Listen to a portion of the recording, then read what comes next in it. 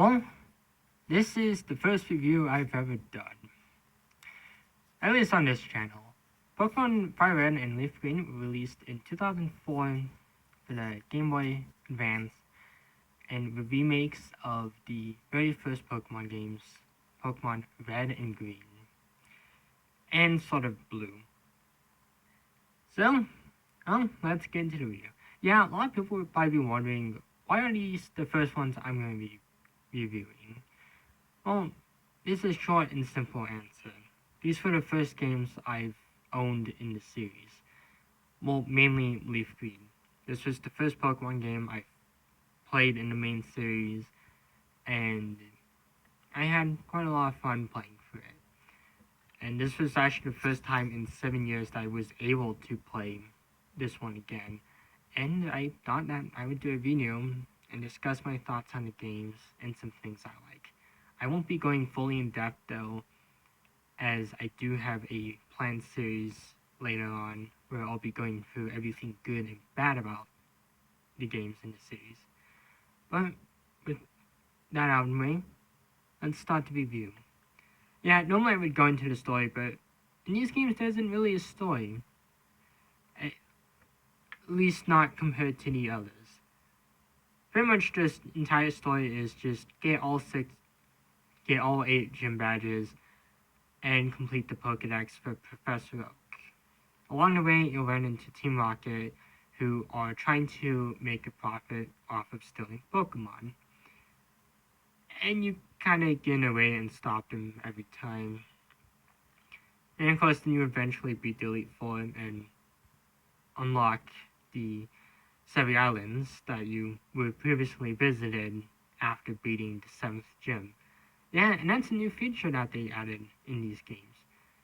The 7 islands are, 7 islands, of course 9 if you did the events, that were included in the remakes. And on these islands are quite a bit of Johto Pokemon. Johto Pokemon that weren't in Hoenn, at least in Ruby and Sapphire. Of course, there's still some missing, but Emerald kind of solves that issue. And there's a story that you can do in the post-game too, as Team Rocket are spotted on the 7 islands, and you gotta kind of take them out.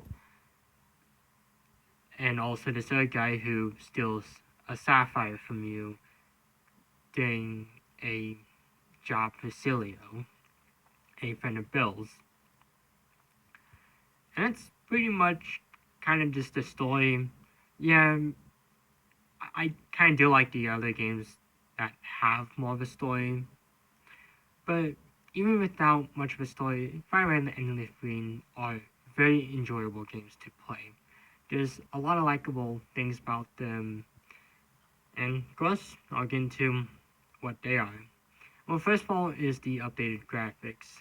Yeah, it doesn't take a rocket scientist to figure out that the remakes look better than the originals, and kind of play better, as you get the running shoes in them, and gameplay itself got better, as you can rematch trainers with the Versus Seeker. And there's also the Fame Checker that you get, so you can learn more about all your favorite gym leaders and Elite Four. Or just probably know too much about them. I don't know, but for some reason, this doesn't seem like a good idea to be knowing that much about the various trainers. Well, possible darkness aside, what are some other good things? Well, the post-game is pretty fun, as there is the 7 islands, once again, that have quite a few Johto Pokemon on them. There's also numerous trainers you can fight, and other things that you can find in the post-game, such as the Trainer Tower. The Trainer Tower is like the Battle Tower, but kind of less frustrating, in my experience, and all the Pokemon at least show up in the Pokedex. And, of course, there's quite a few other things to like about the game, too. There's more legendaries you can catch, such as the Free Hounds, then there's Ho-Oh and Lugia, and Deoxys if you did 2 events, and of course no Mew, although Mew would later come in Emerald. Although there's a few things I don't like about these games. First of all, again, kind of lack of story. Now, I'm not ragging on this game too hard. It's just I kind of wish that there was more of a story in these games. And that's kind of one of the reasons why I liked Heart Gold and Soul Silver a lot better, is that they kind of improved on something that needed to happen. Then there's also other things I don't like, such as the lack of horn Pokemon. Yeah, it is safe to assume that horn Pokemon probably weren't included in these remakes because Ruby and Sapphire were released the year prior. And, well, you can still get Wynaut and Oswald if you're playing LeafGreen. It just kind of doesn't really, I don't know, it just kind of feels a little empty and might not encourage people to play the post game. And honestly, then there's the lack of friendship evolutions. I mean, well, what I mean by that is the lack of, I don't know, just like the inability to evolve Pokemon with friendship evolutions. Like, if you had a Golbat on your team and it had high affection, yeah, you're gonna have to wait until you get the national dex to evolve it. And this I learned the hard way, because I had one on my team once, and I couldn't get it evolved until after I got the national dex, which kind of takes me out of the game a bit. Other games kind of did solve this issue with Heart Gold and Soul Silver, including some new evolutions in its Pokedex, and Oras kind of doing the same thing as well. Although Demerpil kind of really don't have that, which is kind of a shame. And also Let's Go didn't have it, but hopefully if there's more remakes they do that. And honestly, I think one of the other things I don't like about this game is just, honestly,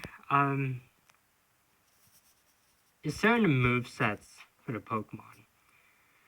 This is probably my biggest complaint about the game, and kind of a huge complaint in the first 3 generations in general, as in my opinion, movesets didn't get better until Gen 4. I mean, you had some Pokemon, in my opinion, with some really good movesets like Nidoking and Blastoise, but then you had Pokemon like Victreebel, for one, that kind of just had boring movesets, or if they could learn certain moves, you couldn't get those moves until late in the game. Like for Sludge Bomb, you couldn't get that one until when you were nearly done with the post game. And again, there would probably be some people that might not play the post game, or who might not want to, or if they did, they might have just got stuck because they couldn't rebuild or something. I say that from experience because I got stuck on post game for 2 years. But despite its flaws, Firearm and LeafGreen are still probably one of my favorite Pokemon games, as they improved on what Red and Blue had brought, and are still fun all these years later. Of course, I'll eventually be making a video about my memories in the games, but until then, that's all for now.